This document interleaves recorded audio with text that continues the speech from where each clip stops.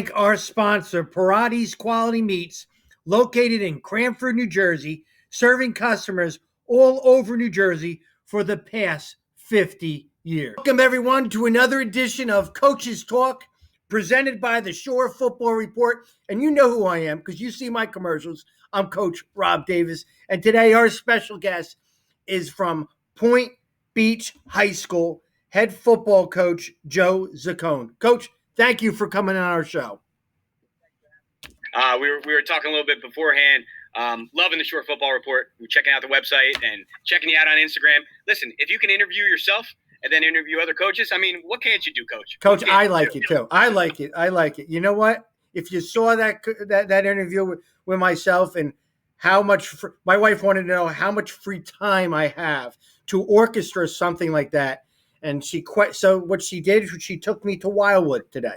She goes, Mister, I have all this free time to do interviews to yourself. We're going to Wildwood. And the thing I was kind of upset with is that we have a house in Manahawkin and on the island. So we go to the beach at Wildwood. Does that make sense? I don't understand how wives are. So I'm on the beach sitting there at Wildwood when I could have been on Long Beach Island doing the same thing. But you know what? Maybe I did something stupid last night with that commercial that made her do something like that. But you don't ever question a coach's wife, ever. Absolutely. Hey, listen, as coaches, we're coaches, but the real head coach, we always know. That's the wife, happy life. They had the final call. We know that. Yeah, that doesn't change in any household, Coach. It really doesn't. And if anybody says anything different, they're lying to you. If you have a supportive girl in the house, it just makes things a lot easier. It puts things in perspective, really does. All joking aside, Absolutely. My wife was a soldier. She allowed me to do what I do. So I do joke a lot about it, but that's that. I could talk. I could talk about her. She doesn't watch my shows, so this is great. And neither do her friends. You can bring it up. It's a topic. It's fine. Great, Coach. We got a lot to talk about, and I'm excited to talk about the Point Beach the Garnet Gulls. I want to talk about you first and let everybody know a little bit about yourself.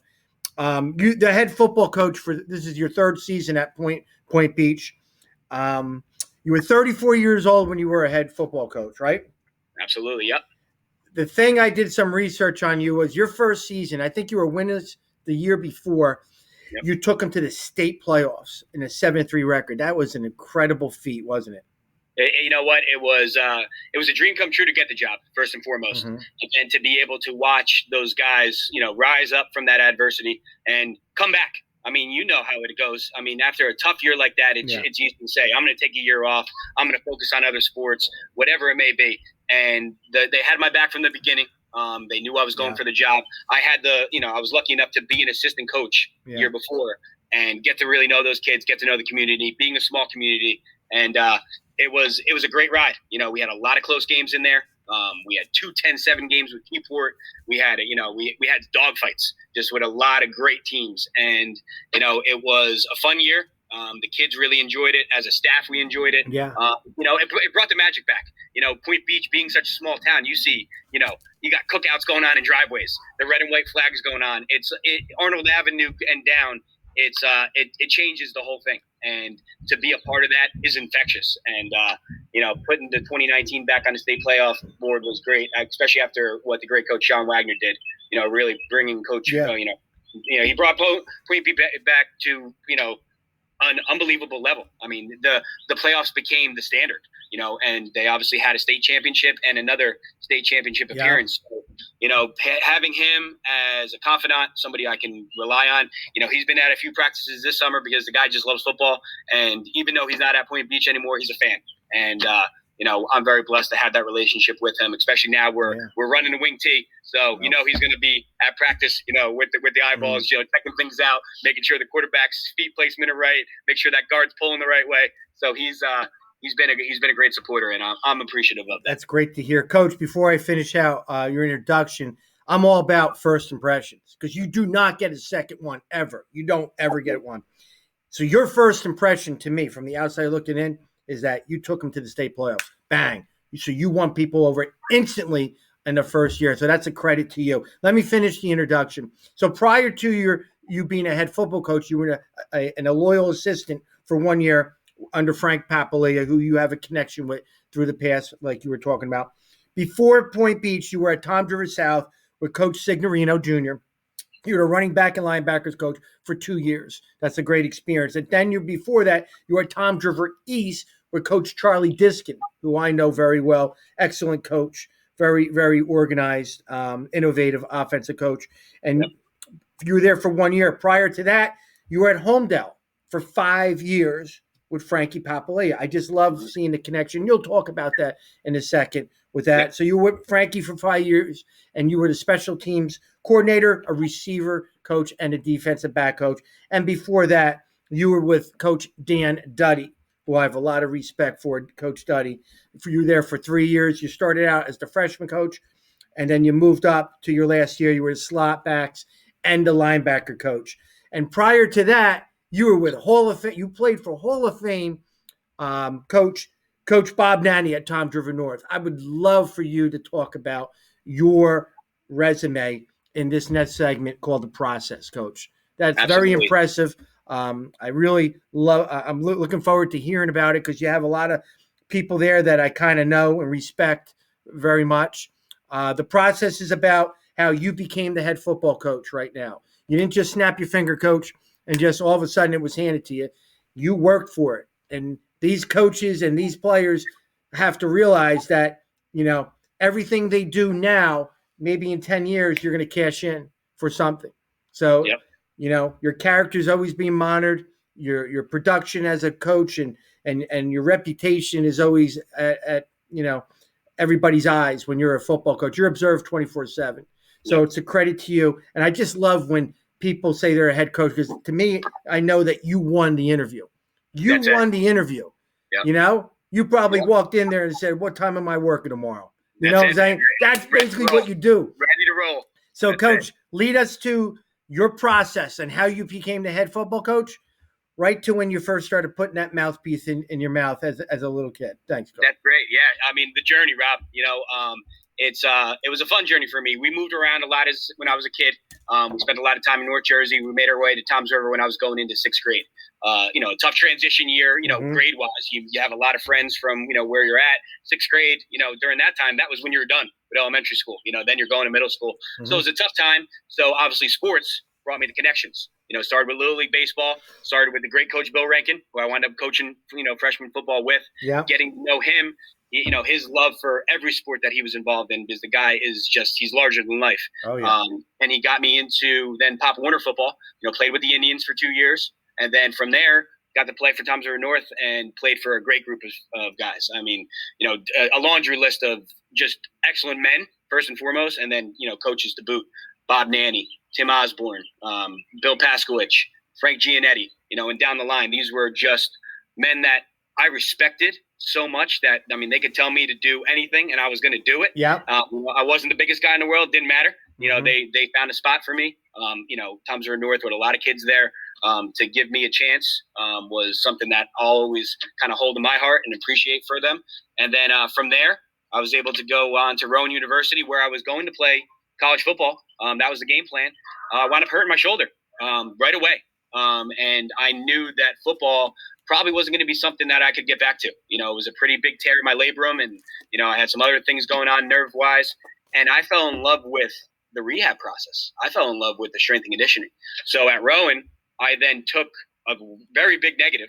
I love the game of football. Yeah. Clearly, you could either hold your, head in your hands and say, woe is me, or do something different. And I jumped in and did something different. And Rowan gave me the opportunity to teach group exercise classes, to work with teams. I was working with the football team, the basketball team, softball team, male and female college athletes. At a young age, I'm 18, 19 years old, working with athletes. So fell in love with that.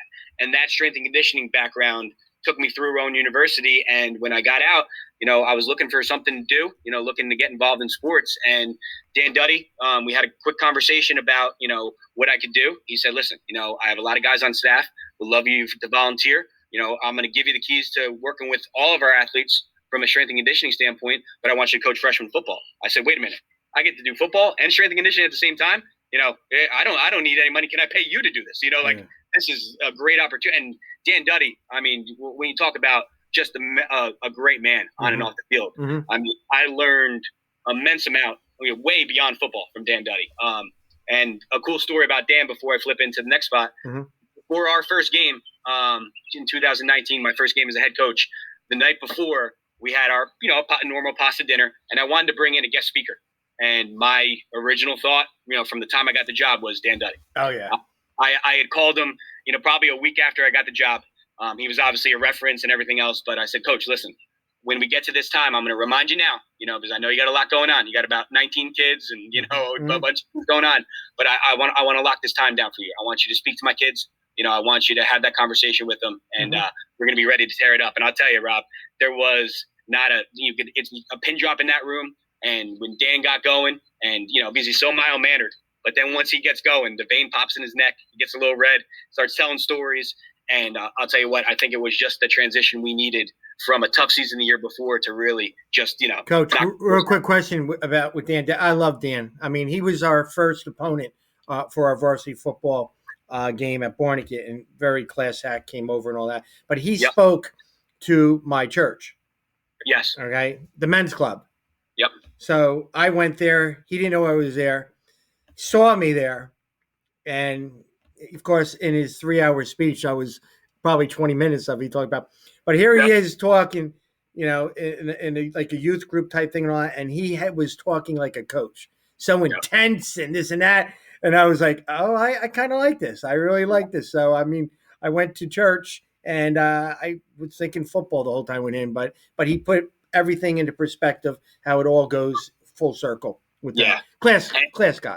And you know what? And the thing, when you talk about process, he talked to me from early on. I mean, I was a young, fresh, baby-faced kid out of college. And, he saw my work ethic. He knew how hard I wanted to work at this, writing up these plans and, how I wanted to dive in. And he always said, Joe, listen, no matter what happens, no matter how busy you get, he's like, I'm going to tell you 2 F's before football: faith and family. He's like, it's what I live by. And he's like, no matter what happens, no matter where you go in life, no matter how busy you get, you got to put faith and family first. You have to. And he said, if you do that, you're going to be a success no matter what the scoreboard says. And I try to preach it to my guys every day about a winning the day philosophy. And that was from Dan. He told me that early on, and it stuck with me, and because the way he looks at you in the eyes, he really means it. And, he'll give you a hug afterwards and tell you he loves you. And that's what it's about. And, I wanted to bring that to a football field, that love and that, that brotherhood. And he said early on, do it. Don't be afraid to do it. That's what it's all about. And so I had a great experience with the Monsignor Donovan coaching staff. That's when I had early on, meetings with Ron Signorino and Matt Martin and some really great guys in the Shore Conference, where as a young kid, I knew the Signorino family. I mean, they're legends. Coach, real quick for our audience. Coach is talking about Monsignor Donovan because you were there before it changed to Donovan Catholic. Yes. Yeah. I have to give it to Monsignor Donovan before it's you got high school kids that don't know anything more than 3 years. Yep. They're probably like, who is Monsignor Donovan? But go ahead. Absolutely. Yeah. Yep. And it was. So it was a great experience, and that experience of working with Jimmy Papalia, who was defensive line coach and became defensive coordinator over there. His brother, Frank Papalia, became the head coach at Homedale the previous year. And then we had got to know each other through clinics and things we were going to together. And when Frank had an opening on the staff at Homedale, he's like, listen, 2 things. He's like, we got to revolutionize our strength and conditioning program. We got a great facility here. I want to take care of that. But he's like, I need a guy to run special teams. I need a guy who's going to be my right-hand man on defense. I need a guy who's going to work with our wide receivers and push these guys. And I said, Coach, I'm your guy. I don't care what the travel is. The fact that you're giving me this opportunity, I'm in. And that wound up being a phenomenal 5 years. Building relationships. The drive was never the drive. It was always impactful to me. I was always listening to podcasts before they were podcasts. I was listening to what was going. It made me I was able to do time management and things that I'm working on now. I was able to do that. And during that time is when I met my wife in school, and she saw me driving to Homedale every day from Berkeley Township, and and saying like, what are you doing all that for? And I was like, gee, I love the game. You're going to see like this is what it's about. And then getting to meet, the players that I was around, and Homedale was a phenomenal experience. Right. And then Homedale, after Homedale and Frank had left Homedale, I had a decision to make. Do I stay or do I come back home? And I decided to come back home. I was getting a little more serious with my now wife at the time, and school commitments were a little bit more. I'm a special education teacher. Mm-hmm. I was starting an autistic program at Berkeley Township during that time, which Mm-hmm. is very hard hitting from the Monday through Friday, the early part of your day. So I was like, you know what, let me be closer to home, and reached out to Charlie Diskin, who had an opening at the time on the freshman team. And I just wanted to get back involved, being close to town. And then the wide receiver coach, Chucky Gookins, at the time, who played for Charlie, one of the better receivers in the Shore, had a family thing and had to leave. And sometimes, like you said, it's things are meant to be. And I was able to jump in, be a wide receiver coach, and help out special teams. And that's how I got to know my best friend, in the Shore, Kyle Sandberg, coaching together with him. We've obviously stayed in touch throughout these years, and now, our families and everything, we're so close, and he's the guy I talk to 3-4 times a week, minimum. So again, even in 1 year, it was an impactful experience. And then from there, Ron Signorino, full circle, had reached out to me that summer. I was thinking about coming back to East. That was my game plan.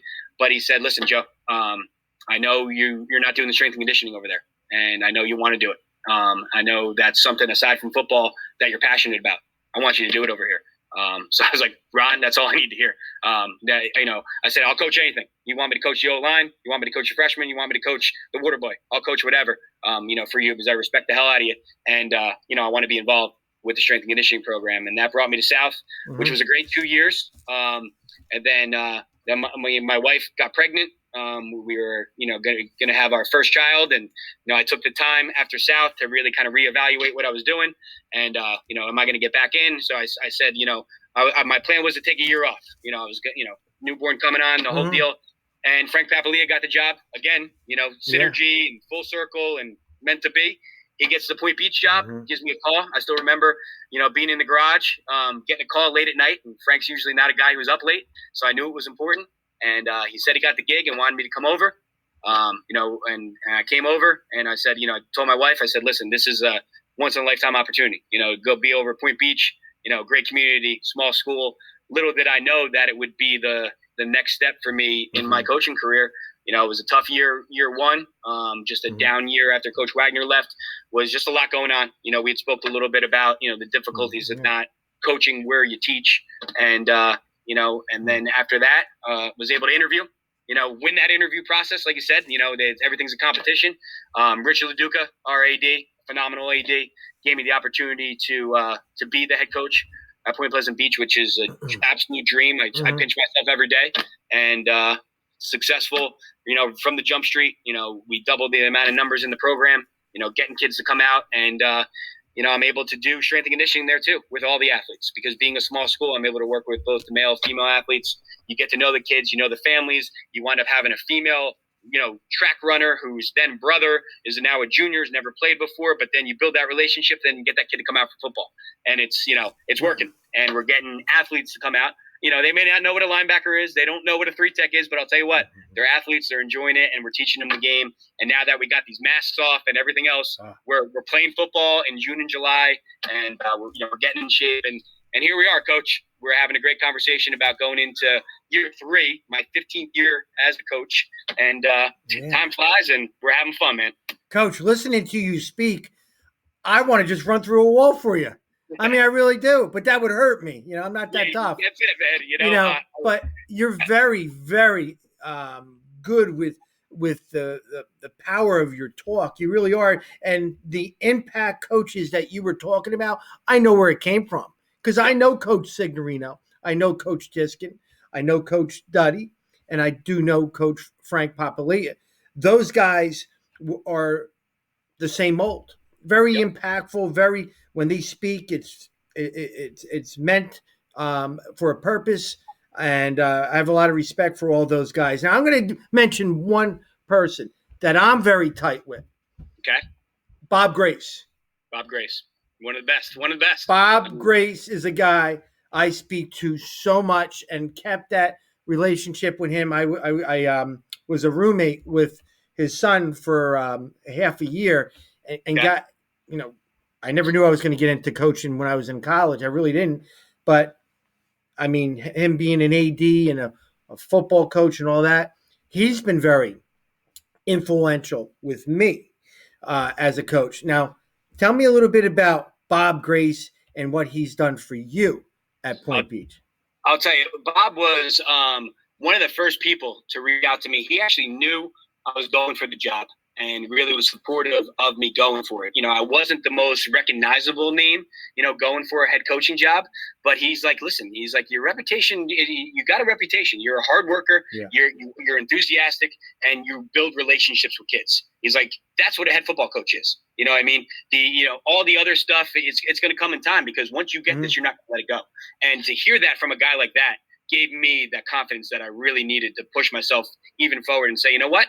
I am ready for this. Like, yes, I was young, 34, you started 32, being relatively young in a head coaching sport, without maybe some of the experience that some of the other people would have, you can have your doubts. And having a guy like him in my corner, saying, go for it. You can do this. And this is something that, is tailor-made for you, was everything. And, after getting the job, he was one of the first people to reach out and say, congratulations. If you need anything, after every win, Rob, he's whether it's a text or, a message on Facebook or Twitter, Coach, great job. He loves Point Beach. And it's 11 o'clock at night. What's Bob Grace doing up at 11 o'clock at night? But he loves the game. He's still passionate, still does a lot in Wall. I got to see him over when they did, some of the interviews and things like that over at River Rock. He was there, and we had just were talking one night. He met my wife and my daughter, and he's just so amazing of a human being, and his football knowledge is beyond that. And to have a guy like that say, go get him, and I got your back, and this is something that you can do. I mean, it was gold. It really was, and it was something that I'm gonna hold always with him. I mean, I always said that he was like the mayor in town at Point Beach. I mean, he had his wife working in town, his kids working, but right now, he's having a darn good time coaching at Wall. I'll tell you what, he's having a good time right now, and I mean, those kids at Wall are benefiting from Coach Grace, and Coach Grace is just having a blast coaching at Wall. He really smiling in your ear to ear. And I'll tell you what, I mean, I know a lot of those Wall kids, obviously Point Beach and Wall, we're close. We share kind of a border there, and a lot of the kids are friendly. They love Bob Grace. They love Coach Grace. Coach G's the man. And, they do. They respect the heck out of him. And, those kids, no matter how big they are, whether it's, Larkin going D1 or, any of those guys, man, they're humbled by Coach Grace and just his knowledge, and they love him. They love hugging him up, and, and that's something that's special. You could do that at his age to have that impact with today's youth, where it's, when they push a lot of the old heads out, and they, their phones and social media and everything else. Yeah. That Coach Grace can have the impact that he does still says a tremendous amount about him. It's nice that you have a contact with a guy from the past, but Bob Grace is the type of guy that everybody kind of has a connection somehow to, and he's just that very influential person. I mean, he's a great contact guy. You're going for an interview, you call Bob Grace, he knows somebody that's dealing with that position there. Yep. Coach, that was a great segment that you did with the process. I really enjoyed listening to your steps on how you became a head football coach, and I'm looking forward to hearing a little bit more later in the interview. All right, Coach, now we're going to talk that COVID season. All right? And I'm sick of this thing. All right, good. Get out of here. I never want to see you again, Mask. All right, good. All right. We all know the negativity of the COVID, the bad things that happen. And as football coaches, I always say football coaches are the most flexible coaches out there. And why? Non-COVID seasons, we're the ones that are always, everybody loves to watch you play on Friday nights, but during the week, no cleats on the hallway. You can't come in the gym. You can't do this. There's always a lot of, so we make things work all the time. Right. Then COVID comes in. And like, are you kidding me? And then we get these, and hear me out on this. The guys that were making up these rules, pods, I didn't know what a pod was. I mean, I had to Google it up. I'm talking to all my buddies out there. I don't want to sound stupid, but what is a pod? Right. It's a group. Then why don't we just call it groups? I hate the word pods. I hate it. Yep. And the guys that made the pods and all this stuff, they made these stupid rules that you can only play in phase one. I hated phases too. You got phase 1, phase 2, phase 3. Is there going to be a point where we can tackle or touch somebody? You know, couldn't even eat football or have a huddle. It was please. crazy. Phase 1, no football and only 10 guys or less. Try coaching football. You can't. You can't coach football, coach. You can't. No. I've said it in my other talks, and I know you heard it, that all the other sports, they get these same rules, 10 people. Basketball is like, whatever, we'll deal with it. Yeah. Football needs 11. You need 11. And we couldn't do it. Right? I know. So it is. We had to be so flexible in our teaching. And the kids would bring a football to practice, like, put the football down. You're not allowed to have football. What do you mean, coach? You know, it's just, but it was crazy time. Enough of the negative stuff. I want to hear something positive that you got out of the last season in your football program, coach. Right. You know what? And like you said, being flexible, adapting, adversity, rising above. Right. A lot of those things that we're able, as a coach, you're going to talk about those things, adversity on the field. Mm-hmm. Adversity was staring at us in the face every single day. Mm-hmm. And I think in a small community like Point Beach where, life is good. You got the beach around the corner. You're after practice, you're surfing, you're showing up in board shorts and going out and having a good time. Boardwalk. Life is, cannolis and zeppelis. Everything's good. Right. Life is good. Big old pizza. It learned to kind of slow things down a little bit when those things weren't there.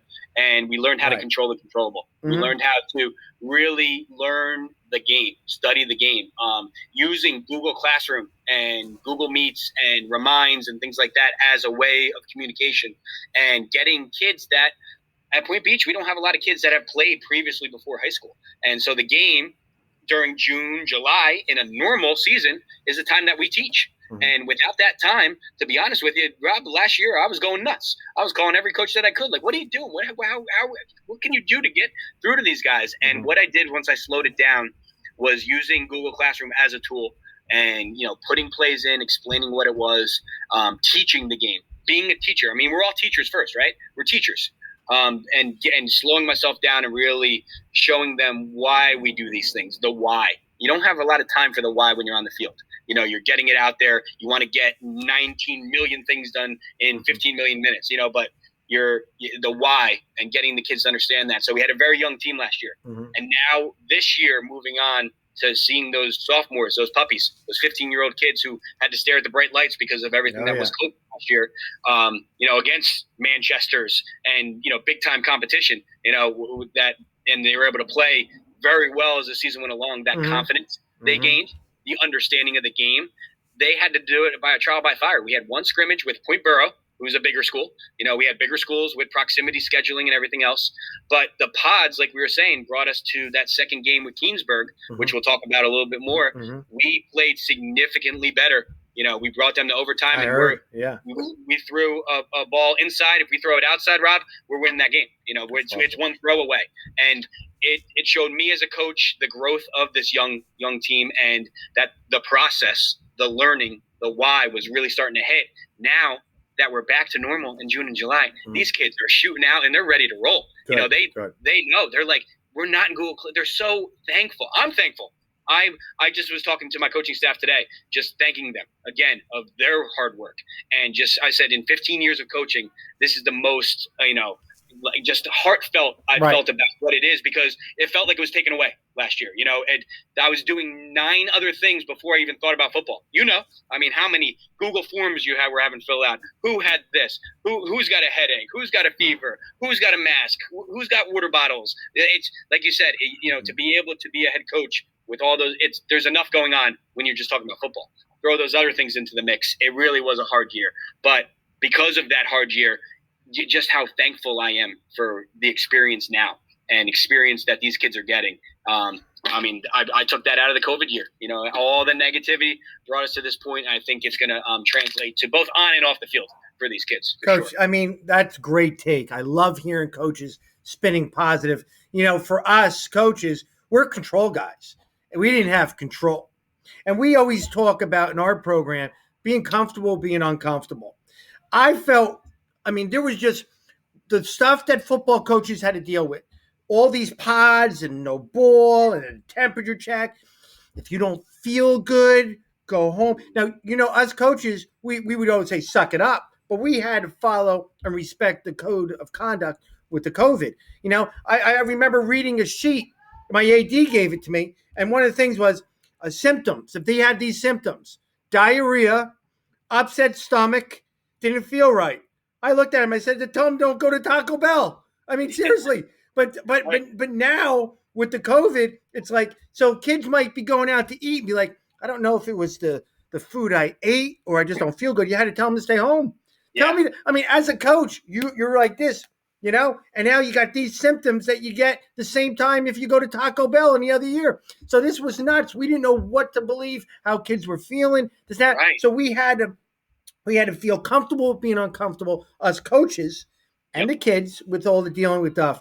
But I'm joking around a little bit about that, but we took it very serious, just like you guys did too. Yep, absolutely. But it was a really, really tough time for everybody. I was so proud of, and again, I focus more on the short conference, but I was proud of all the short conference teams on how we all talked to each other about, hey, this happened here. What do you think of here? And we came together and we made it work. We did make it work. We got the COVID season in, and knock on wood, wherever the wood is right here.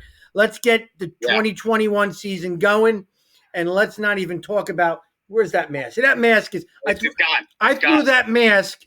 I mean, it's still going. That's how all right. That's how far I throw it. But let's just have a great non-COVID season this year. Coach, thanks. Okay, Coach, now it's your turn. You're going to talk 2021 Point Beach High School football schedule, which is on the left side of the screen. On the right side, we will talk about the newly formed National Division with a bunch of new teams right there. So let's go to the left. Started with the left. You take it right here. All right. Thanks, Coach.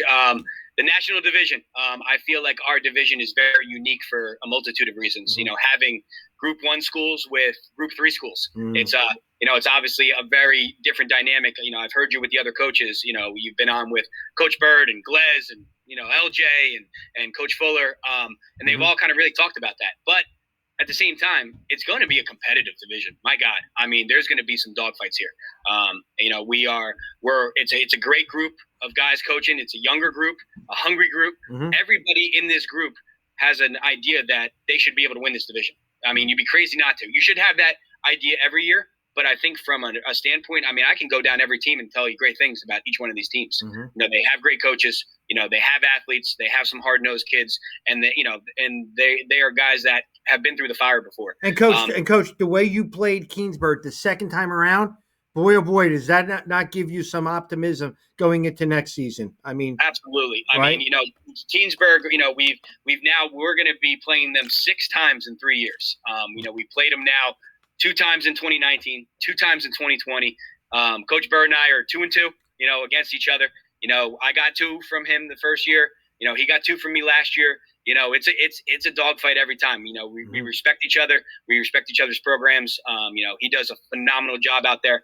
And, I'm going into those games, I don't sleep a lot those nights because I know he's ready for me and I hope it's the same way. But afterwards, we're making sure we tell each other good job and make sure that, we love each other up on our daughters. And, so we talk about that stuff just as much as football. And that's the cool thing about, our division and getting to know guys like that. And then getting into the schedule, the way I looked at it, we don't have the pods, anymore. They gave 2 games, Keensburg and Keyport, which for me, again, we talked about comfortable. 2019 was my first year as a head coach, and that's what we did. 2020, we didn't do that. So for me, that's comfortable. I like the challenge of what it is to play a team a second time. You're going to have to change some things up. You can't be complacent. You literally can't, because they have the film on you. They played you. They know what you're going to do. So I like that part of it. And then for me was getting that 9th game. I wanted to start before Labor Day. I wanted to get that game in. And my neighbor 2 houses down was actually he works in the athletic department at Jackson Liberty. So we had some synergy going on there. And I asked him, just when we saw the schedule, hey, what are you guys doing, on that week 1 game? And I said, we don't have anything going. Let me talk to Coach Sharples and see what we got going on. and we were able to get it going. And then we're going to do the next day on a Friday. We're going to do a freshman sophomore game, which is great for us, from a JV program, because we're one program. We don't have a freshman program, so they're going to do a freshman sophomore game with us too. So it gets both of our programs better. Jackson Liberty is going to be a great matchup. I think if we play 10 times, it's probably 5-5. And I'm excited about that opportunity to see how we do up against a bigger school, and see how we do against Coach Sharples and those guys. Then we go to Lakewood, who we haven't played Lakewood. They're new to our division this year, and LJ is phenomenal. What he does there for those guys on and more importantly off the field is amazing. It's something that I look to in my program to do with my guys. They're athletic, they're tough. Every year they're going to be in it, and he's going to have a great game plan. He's going to be able to see us, what we do against Jackson Liberty, and I know that's going to be a good one. It's going to be a good one to be at home. I'm very excited that's a home game because last year in COVID and not having our little small town buzzing, it's going to be buzzing. The red and white flags will be going, and that's going to be a great game for both sides. Then we go to Keyport. Coach Glez was on here. He does great things over there at Keyport. They're tough kids, man. They really are. He's got a good balance of athletes and toughness. So we know that's going to be a dogfight. We had 2 10-7 games 2 years ago. He got us last year, but the flip of a ball a couple different ways, and it could have been a different game. So we know it's going to be a battle, and our kids are looking forward to that game. It's become a pretty big rivalry around here. And then going on to Keensburg again. Coach Bird's phenomenal. They got some weaponry there, and they're returning a good amount of kids. And so we know that's going to be a great game. Then we head down to Pinelands, which is a haul for us. This is our 3rd straight year going down to Pinelands. Coach Fuller does a great job with those guys down there. They'll maul you on the offensive line. He runs a tough offense that really just wore us down last year. We didn't really have the numbers to compete with guys going both ways. I would like to think we're going to be more prepared for that this year, and be able to stay in that game and and really get after it with him. We've split the past 2 years. I was able to get him 2019. He got me last year, so it's time to get on top of that matchup. Monmouth is new for us. Monmouth is kind of like our replacement for Asbury Park, an athletic team that's got good numbers. Coach Wendell does a great job with those guys down there. They're going to be ready to play. And, it's a fast field over there on that turf, and we got to be prepared to play. We got to be prepared for their athletes. We got to tackle. We got to make sure that we're doing the fundamentals in those type of games. Then, Coach, we go to Barnegat, or Barnegat comes to us. Oh, yeah. So we that's our short conference crossover game. And I don't need to tell you, Barnegat's a good team. And Coach is ready to, in his first year, to take over that program. Unfortunately, Coach, you didn't, I was hoping that you would take a bunch of guys, just with you, so they wouldn't be there. But you didn't. I don't need them on my talk show. These kids, they still. Just get out of there. I left Coach Covey with quite a bit of good key returners coming back, but I don't need them on this talk show. They got a lot of football to play there. I'll talk about them in a second. Yeah, as you know, it's a great program down there. We're excited for them to come to us. That's going to be a great game, a very telling game for us on how we shape up with them. And then we go into the rematches, with Keensburg and Keyport to finish off the year. So we're flowing through this season. 9 tough games, 9 winnable games, and 9 games that can go either way, which is very exciting for us. And then, our hopes as a staff, as players, coaches, family and community, we get through these 9 games healthy, and, we're back in the state playoffs where we belong. And, John Wagner really put us back onto the gold standard of making the playoffs, the standard around Point Beach. Coach, yeah, that's great. We're going to talk about the division in a second. I want to just talk a little bit about your schedule. 2 non-conference games, interesting. You got Jackson, Liberty, and Barnegat. Now, every team you play is bigger than you. It's just in terms of your size. So there's no way to do it. You could play the GMC if they had Group 1s, but that's been done and said they're not doing it. Jackson Liberty's a big school. They're a Group 3 school. They're going to have more to choose from. It's going to be a tough game. They are. And then Barnegat, I think I know Barnegat better than anybody. I think so. I'm excited for the future of Barnegat, also this year. Coach Covey was my longtime assistant coach, and the whole staff is back, and they got a lot of great key returning players back. They're going to be pretty good football team, not just this year, in the future. So that's 2 tough non-conference games, Coach. You know what? And my thing was that we don't look at being the small school. We look at just being a short conference football team, Mm-hmm. and our mentality is that we could play with anybody, and we have that chip on our shoulder. It's natural. But I think that makes us who we are. If a team is overlooking us, which we hope they do, Mm-hmm. because we are smaller, we can surprise them. We're solid in what we do. We believe in what we're doing. I have a phenomenal coaching staff, which I'll get to later. Mm-hmm. And these kids are great kids, on and off the field. They're hungry after last year, really, really hungry to get on the right side of the scoreboard. And we're excited for the challenge. I mean, when you're a Group 1 school and you have not one, not two, not three, but 4 Group 3 schools on your schedule. I know. I'll tell you what. You could look at that 2 ways. You could look at that, woe is me, or you could look at that as like, this is a great challenge. Let's bring it on. And I think that we have the type of kids that are looking at that as an exciting thing. That they want that. They want more of that. Coach, bring us as many games as we want. They'll play 15 games. You got to drag these kids off the field. And you scoop them up, you hug them up, you get them some Gatorade, and you get them back in. And that's the type of kids. We're lunch pail kids. And, it's exciting that we have the opportunity to do this because we make noise in here, Rob. Yeah. There's a lot of PowerPoints to be had. There's a lot of noise to be made. Yeah. And, with the confidence these kids continue to gain, playing with these teams, win, lose, or draw, we come on the right side a couple more than we don't. And we get into the playoffs, we could be scary. And Coach, that's great. That is great. And if you're giving out Gatorade, you know what? You may see me on the sidelines because I love Gatorade. I really do. How can you not? Coach, I want to just go over real quickly your national division, which is newly formed. Again, it's put together by a committee. Every year it changes, so you really don't know who it is until December. And here it is. And let me just run it down real quick. Keensburg, and I'm going to be honest with you, Keensburg's got a lot of guys back. They got the player of the year back on offense. Yep, Braithwaite. Yep, the quarterback. He's a stud. They're going well-coached team. Yep. They're going to be tough. They're going to be tough. And like I said, they have a lot of key kids back. Keyport. I saw Keyport in the 7-on-7s at Barnegat. They were there. They seemed like they had an athletic group of kids. They'll run through the wall for their coach, just like I said about you.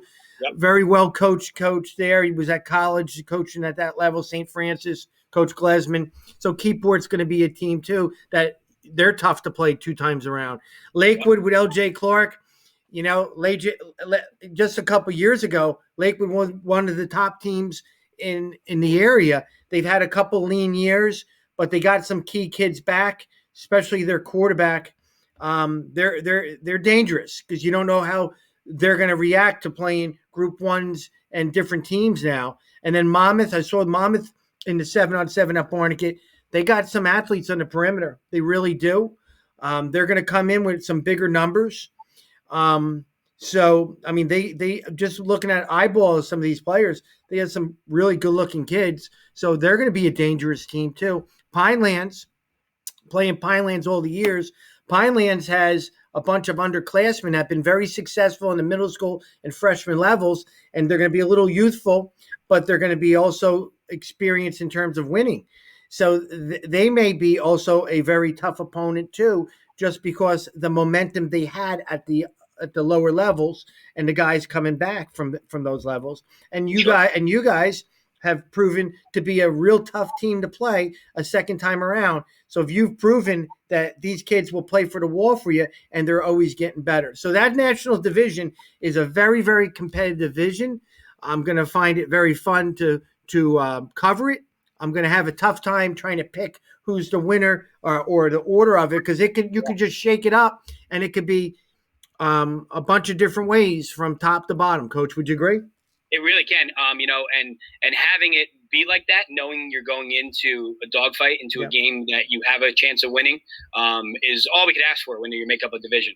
I know it's a challenge with a Group 1 school. I know it is, for them to be able to put us together with teams, and they did some movement, movement of Asbury Park and Manchester out, and bringing Lakewood and Monmouth in. I think that was a wise thing for them to do. I think it was, again, from a competitive standpoint, if you're looking at games that it could go either way, they did a great job. Yeah. I mean, that's all we can ask for. I mean, the Shore Conference is tough football, but that's against whoever you play.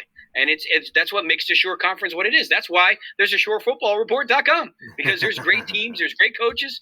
There's a lot to talk about because this is a talented area. And Yeah. you know what, to be a part of it and to play these teams. I mean, I know we have 9 games in the Shore Conference that are going to be great games, that are going to be can't miss games, that are going to be fourth quarter. Who's got that extra little bit? And that's the process. That's the stuff we're talking about now. That's the Thursday morning, 7 a.m., beach workout in the sand, Point Beach football, getting after it, flipping tires, doing the extra stuff, just being that type of kid to just say, I'm going to do it because it's going to help me from September on. Coach, it's going to be the fourth quarter when I play the entire game as the quarterback, as the linebacker, as the long snapper, as your backup this guy. Coach, I'm ready. I'm conditioned. I'm ready. That's Point Beach football, and we're ready for it, Coach. We're awesome. Just hearing you go down the list of how talented these teams are. I look at that as excitement. I look at that as bring it on. This is exactly what we want. And the best part of it, Rob, is that you go down to each one of these coaches. They're great men. They're great coaches. They do a phenomenal job with their programs. The kind of guys that after a game, win, lose, or draw, you want to shake their hands, look them in the eyes, and say, great job, Coach. Good luck the rest of the season, and mean it. And that's what it's all about. When you have your all-division meeting, picking your all-star team, you have all those fine coaches, those 6 coaches.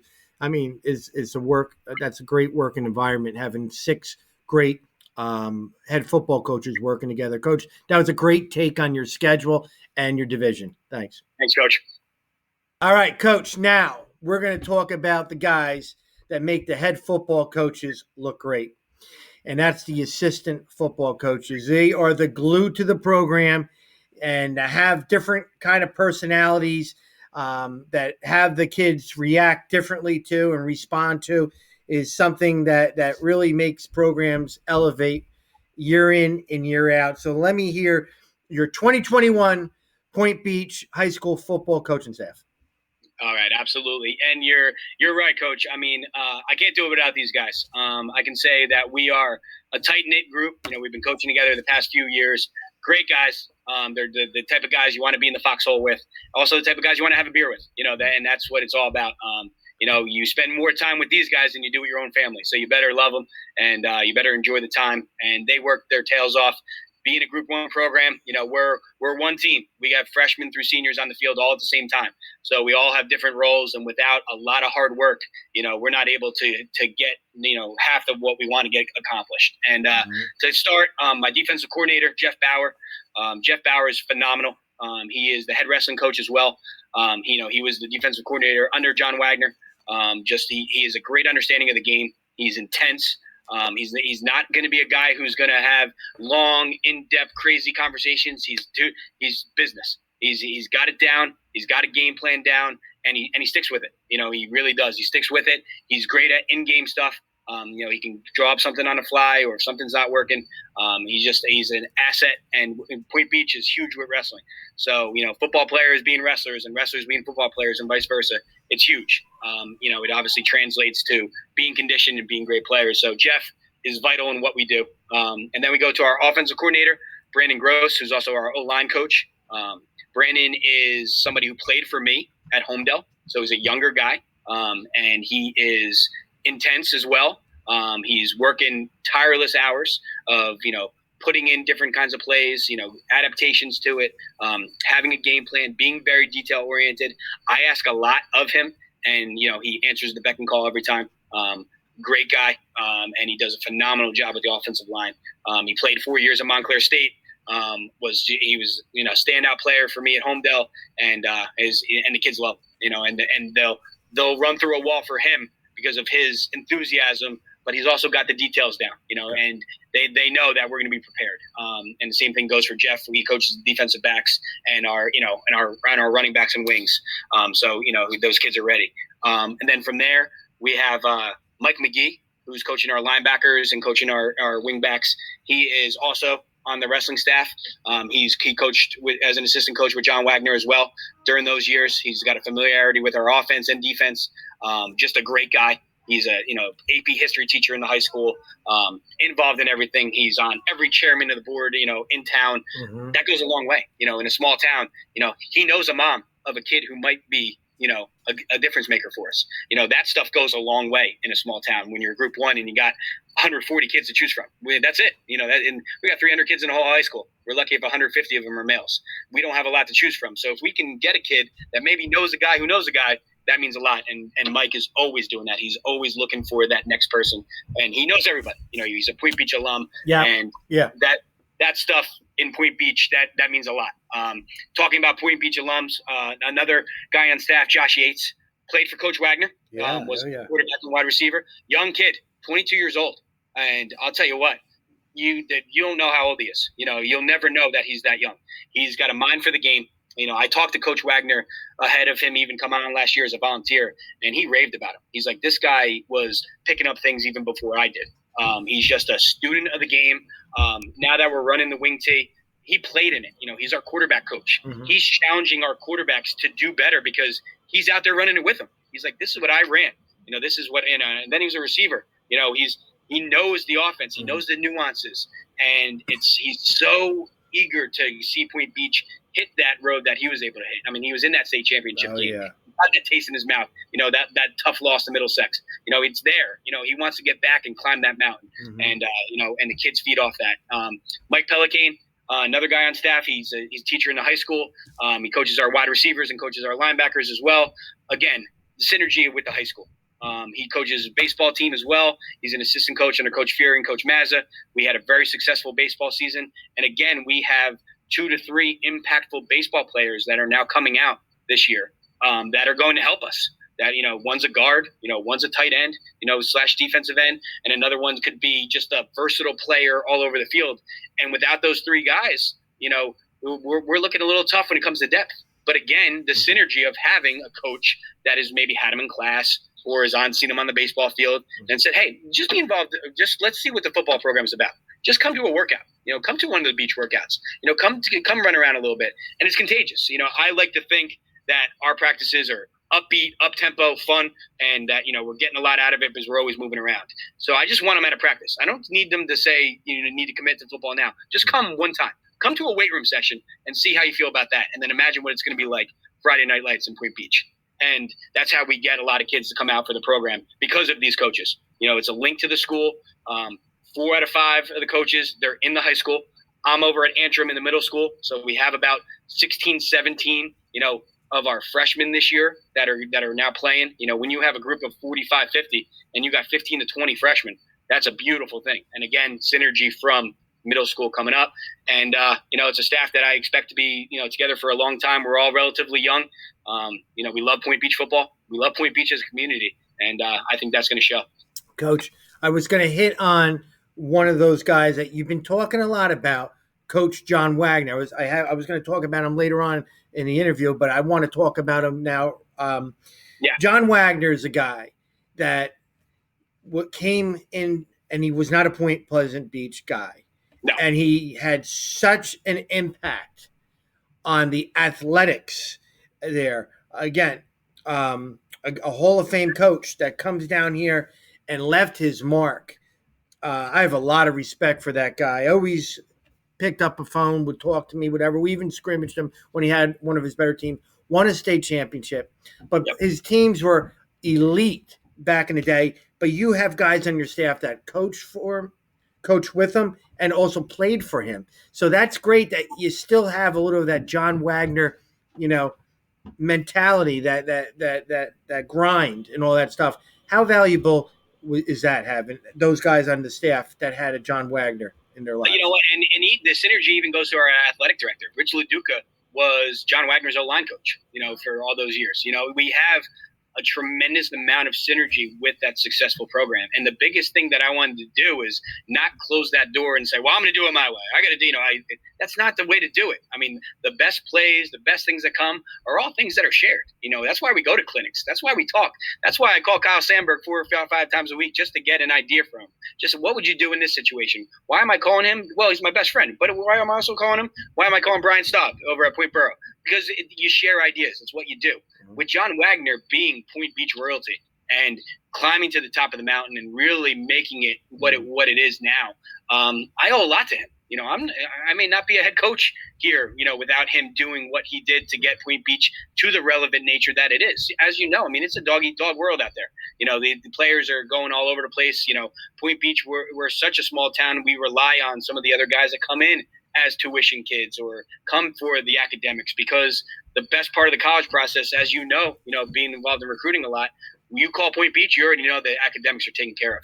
When I talk to college coaches, we can bypass that. We can talk about the kid. We don't need to talk about grades or they got it, because it's the gold standard there. You have to be an athlete. You have to be the academics first. You are a scholar athlete. So the student athlete part is huge at Point Beach. And what Coach Wagner told me from the beginning, he said, "Listen, Joe, you're not going to get every kid to come out, because some of these kids just can't compete with the academics. And you have to understand that you're not going to get every kid." But the kids that are going to get out there, they're going to be cerebral kids. So you can throw a lot at them. And even though they may not be football smart yet, they're smart kids. So don't forget that. And, and we were talking a little bit before we started our interview today. He's been at a few practices. He's a fan. He's always told me, "Joe, listen, I'm here. If you have any questions, please give me a call, shoot me an email, whatever it is." Josh Yates, who I was talking about before the season started, he reached out to Coach Wagner and said, "Coach, listen, we're going to run the wing tee. I had a couple questions for you." He pretty much had a wing tee clinic. That's what John Wagner does. John Wagner came to the locker room. He started drawing up on the board. Yates said he was there for 4 hours. It just I can see that. That's the way John is, because John, there's John Wagner and there's Coach Wagner. When he gets into Coach Wagner, there's no time. The time stops, like Atlantic City. You don't know what time it is. He just starts flowing. He starts talking about the nuances of a beautiful offense that now that I've kind of come to the grips with, and understanding that Point Beach and the wing tee, it's just a match made in heaven. And, it's something that worked well for kids that especially are new to the game, understanding angles, having athletes at guards, having tough-nosed kids, having kids that just want to understand that 4 yards every time is a lot, because eventually 4 turns into 40. To have patience to do so, it's really come a long way. And he's been just such a great, confidant to go to when I do have a question. And more importantly, Rob, he's the guy that he understands Point Beach. He did athletic director stuff while he was coaching. He understood the crazy parent in every sport. He understood the parent that, was maybe not involved and their kid was just kind of blasé, just showing up. He knows those type of kids, and he pushed them and got great things. So for me to have him as a resource and to learn from him, while I'm, trying to, make this program into something substantial, has been a blessing. And I'm thankful for him, and thankful for him being a big fan of Point Beach football. I got one request, though. Next time Coach Wagner is going to do a clinic, you call Coach Davis up, and I will be there with him for 4 hours. Right? God, I just started getting jealous. Coach Wagner's giving somebody a 4-hour clinic, and I'm sitting here in the basement doing nothing. You got to make sure you call me. Coach, that was a great take. I love hearing the dynamics of your coaching staff and the transition with Coach Wagner involved with your program, having his type of guys in your program. That's very impressive take from your coach staff. Okay, now we get to talk about the Point Beach Garnet Gulls 2021 football team. Now, before you go on with that, Coach, I just want you to go over, what do you guys run offensively, defensively, and then let's start hearing about those underclassmen that are returning and that you're real excited about. Go ahead. Absolutely. As I said before, offensively, we're a wing tee. We're going to be under center primarily. We will be some shotgun as well. It's something that it's a good identity for us. We have the kids that are really buying into it. We've been able to install a lot throughout the summer, and we're really excited about how it's going to continue to unfold throughout the year. What's nice about the wing tee, again, we spoke about it during the schedule, Keyport and Keensburg twice. Adaptations. They were able to adapt in this system, whether it be shotgun under center, whether it be counters and things like that out of it. There's a lot of different ways to move this offense around and make it look a little different. And we have to, because we can't be complacent, especially playing teams a second time that will be prepared for it. So wing tee on offense, we're a base 4-3. On defense, we will move around some 4-4 stuff as well, depending on matchups and personnel. But we try to run a 4-3. We feel really good about our defensive ends, about keeping those athletic quarterbacks we talked about in the pocket, making them pocket passers, and having the athletes in the secondary to be able to be over the top and make sure that the big plays don't happen. because we definitely have a few quarterbacks that are multi-talented between running and throwing. Oh, yeah. So we feel like we have the personnel on the outside and also on the inside to hold them down, which is great. Like I said, Jeff does a phenomenal job with our defense. Depending on the week, we might come out, in a 5-2, just because it fits our personnel. Or, as you know, with a group one, we have a couple injuries. We got to adapt on the fly. We may have 8 great defensive linemen we feel good about rotating, but we only have 3 linebackers that we really like. So we move some things around based on that. But 4-3 coming out, and that's something we feel good about. Again, to the players, we have a great group this year. We're not a senior laden team. We have 2 seniors I'm going to highlight. Andrew Lomback, who is a returning senior. He played tight end and DN for us last year. Was a first-year player for us last year. Big kid, physical kid, about 6'1", 210, 215, which for Point Beach, not a lot of guys walking around that size. He's an athlete, tremendous student of the game. The big thing with him is he's got the DN experience, and he's also going to be our fullback in the wing T. He's really taken to it. He runs the ball hard. He's going to be a bear to bring down, and that's what you want from a fullback in the wing T. Second senior is Connor DiLorenzo. 2 years ago, Connor had surgery. He had some major hip surgery. So we didn't really get the full Connor DiLorenzo last year. Now he's fully healthy. He just had a great season playing for the baseball team that made it to their sectional finals. Played second base for them. He's going to be kind of our wild card on offense. He's going to play wing. He's going to play some receiver. He's going to play some running back. He can move around everywhere in the formation. Tall, athletic kid's about 6 foot, 180, 185. He's going to play, in the secondary. He's going to be that over-the-top safety where we talked about those athletes from Keyport, like a DJ Thompson and Monmouth and things like that. He's going to be that guy that's playing center field. He's going to be the guy over the top that with some bracket coverage is going to, really help us out and, not put so much on the corner.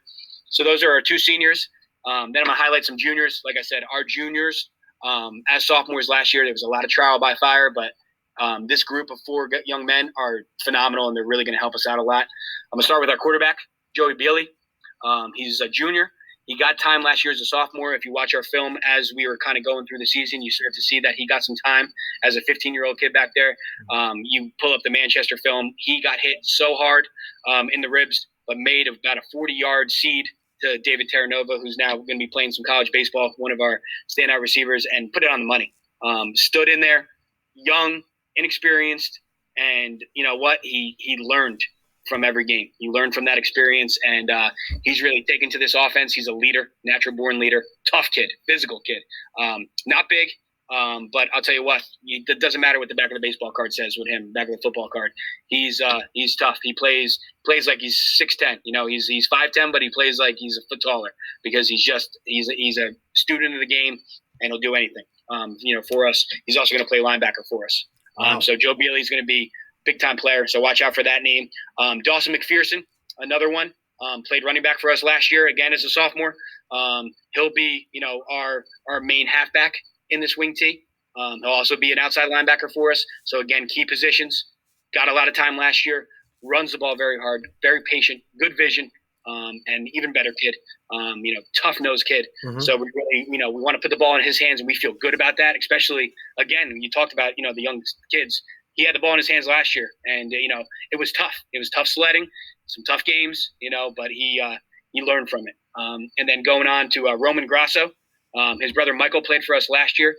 Roman was our starting middle linebacker last year and actually played guard for us last year because we were in a pinch and we needed somebody that could just pull and, be an athlete out there and be physical. And that's what Roman did. And at middle linebacker, he had some, double-digit tackle games, a couple great pass deflections. He really started to pick up the game. We really started to see him hit his stride once the season went along. Mm-hmm. He's also going to play some tight end, and he's right now moving around in our backfield as well because he's got some good feet. He's an athlete, and he's a tough kid. Again, Point Beach, a kid right now who's a tight end and a fullback. Last year was a guard for us because that's what we needed. And he said, "Coach, no problem." He was number 27. We had to change his jersey number to 77. And he said, "Coach, whatever you need." And that's the type of kids we have. So that's, again, another leader. And then finally, Rob Day, kid that came out 2 years ago with us, was a very young kid. And he's a hockey player. And he's learning the football game. And now he's going to be a starting guard for us. he's got great feet, tough kid, sold out to the weight room. Talking to his mom the other day, he's like, Coach, I never thought he would talk about football the way he talks about hockey. And he's always been hockey first, and now it's been able to translate. Mm-hmm. And I'll tell you what, he's got the work ethic. He's going to be a great kid inside for us, and we're excited about what he's going to do. So those are six phenomenal kids, yeah. Rob, 4 juniors, 2 seniors that we're very, very excited about. And the best part of them is that they're kids that you would want to have at your house, with your family, because they're respectful. They look you in the eye. They hold the door for you. Please and thank you. And nothing better than that. I love the fact, that story that you said, how the kid wore 27 and then a lineman number, because, yep. And I talked about this earlier in another interview, was college coaches have reached out to me knowing what I'm doing, the Short Football Report, and I'm giving out a list for colleges. And they told me that they wanted me to find guys that are playing different positions because the coaches need them for that. That's a check. All right. That's a check. Are they a team player? And that is a real great way of evaluating a kid. Are you a team player? You're playing line for your team, but you may project that as a fullback in college. They like that. They like coach. They really like that. So that is something, tell your kids in your program, that colleges are looking for and all that stuff. Absolutely. I tell our quarterback all the time, he's a tremendous long snapper. I said, you may not be 6'5", but I'll tell you what, you can long snap. Mm-hmm. I mean, Clark Harris, right? I mean, how long has he been doing it? It's something that, it's a skill that it often gets overlooked, but it's something that if you can do it, I mean, why not? It just makes you more marketable. Again, I speak back to how great these kids are in the classroom. They're going to have the intangibles. And if you're doing that little bit extra, like you said, being a kid that's willing to take off 27 and put 77 on, willing to be the quarterback, then move down and play an outside linebacker, and then still be able to long snap on a punt when you should be on the sideline. That's the type of kid that you want. That's a kid you want in your foxhole. And we have a lot of kids like that, very selfless. We talk about the word selfless a lot because selfish is easy.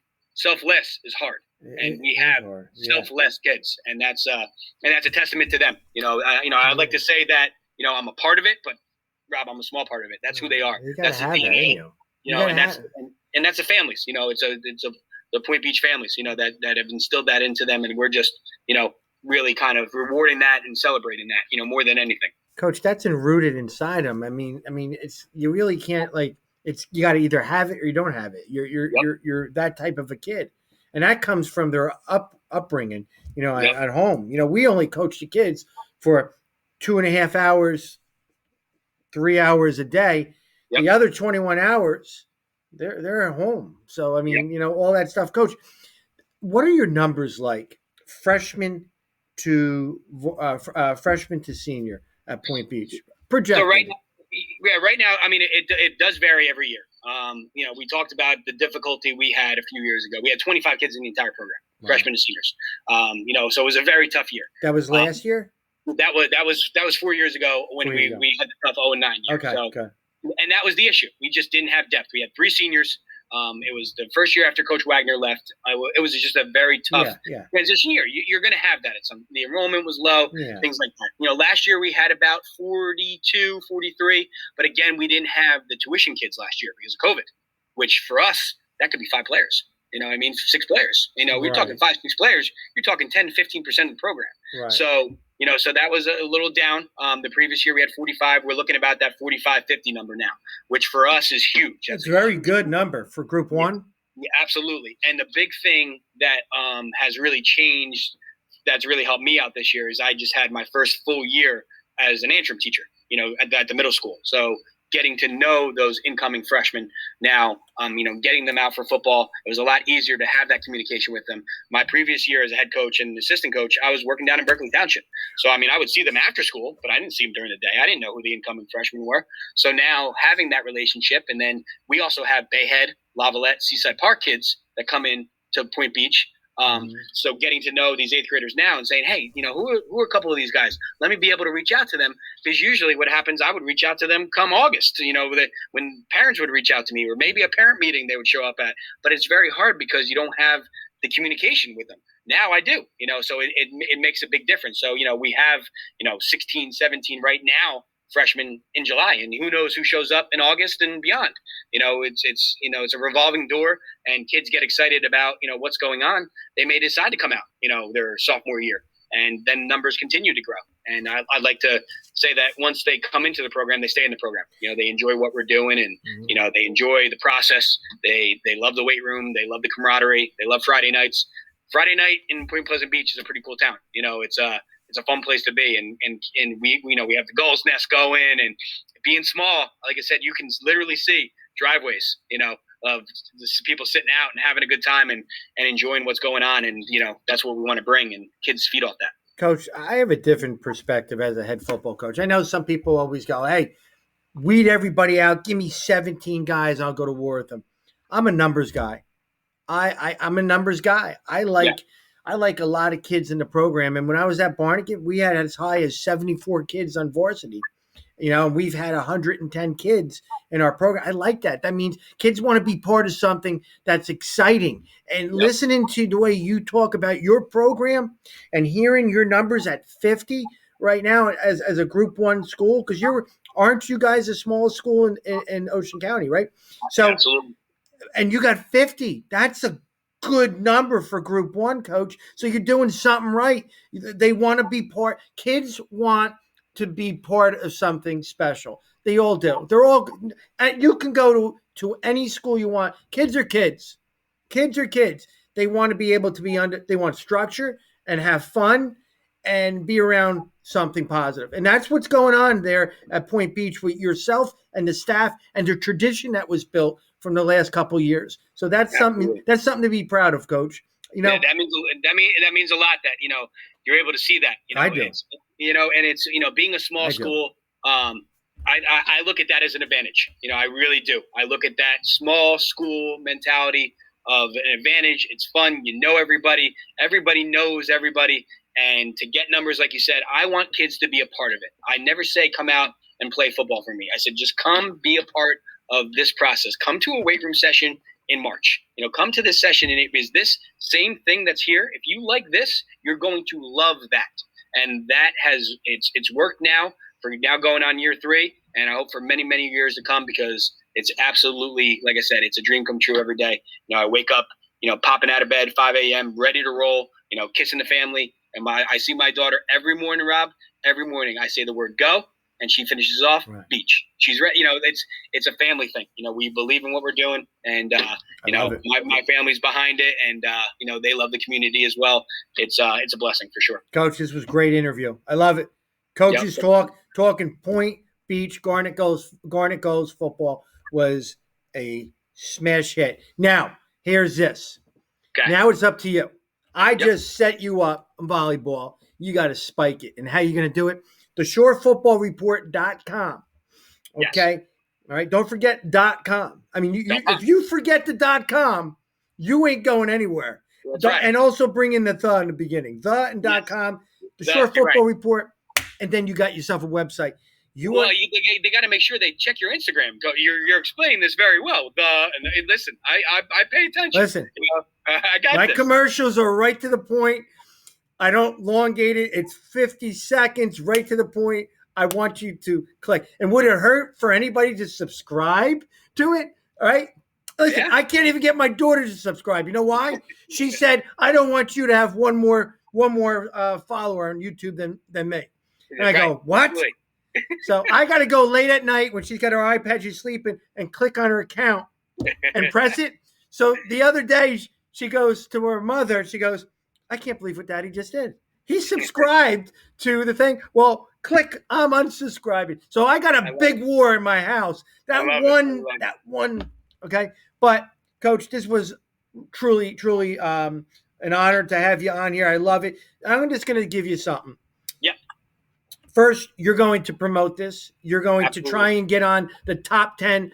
Who's the best social media football programs out there? Who's going to get the most views on their coaches talk?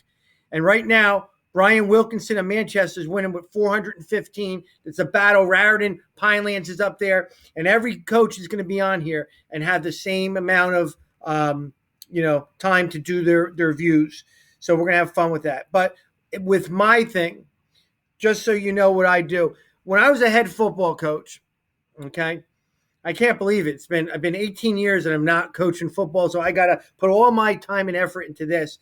I've always, and I drove my coaches and my AD, John Dramano, who I love, dear friend of mine, crazy, because I always found the positives of every program we played.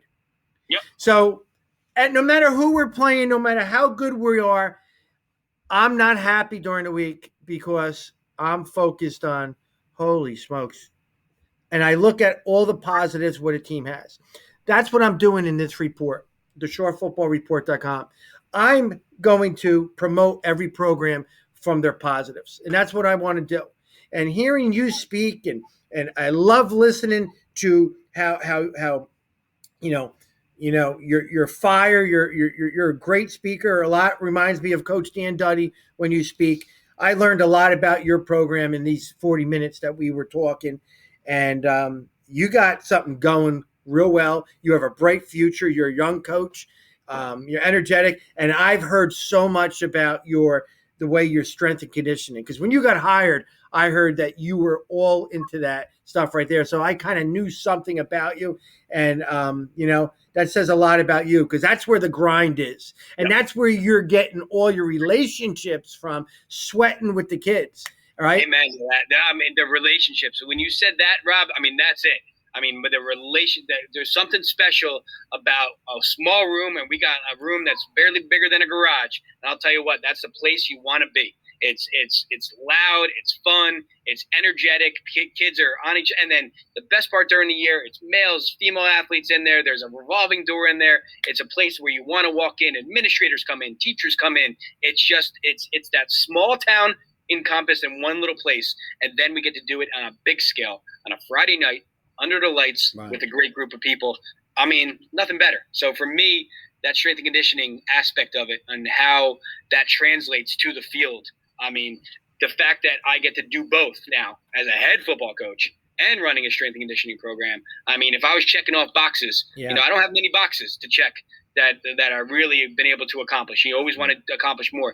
Those are two pretty significant boxes, and having the support of a great wife and, and my family and, my dad's at practice a lot and, he's loving what's going on. He was at the beach the other day, watching the kids do their thing. And, I'm going to disagree with you on that. I'm going to disagree with you on that. When you're saying you don't have a lot of boxes to check that you're proud of. Coach, here's what I do. I take a picture before and after. So everything that you're doing with those young men, they're improving.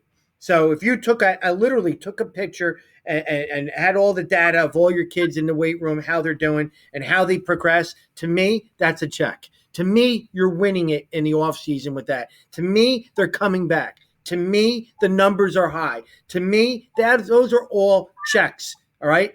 The titles and all that, they're going to come. They will come. Lady Luck and all that stuff has to come. But to me, you're winning everybody over. So you are not realizing that you are checking the boxes, even though you're not doing it, manually with that stuff right there. You are winning a lot of people over. So keep it going, Coach. I want to hear a lot of success going on at Point Beach on the field because I already know it's happening off the field. I really know it's happening off the field. Keep it going. If you ever need anything, give me a call or you can go to my website, .com. Right? I can't wait to see the Point Beach community take this coach's talk and get into the top 10 within two or 3 days and get in there. I'm going to be posting the top 10 probably tomorrow, but you know that your votes will keep moving up, and I'm going to update it as we speak. Like the little engine that could. Here we come. I can't wait. The top 10. Point Beach in the top 10. Social media, top views, coaches talk. That's going to be on you, Coach. Then you can check the box. Check the box and get in the top 10. Coach, you got it, Coach. Thank you. Best of luck to you guys. All right, and thanks for everything. All right, thanks, Coach.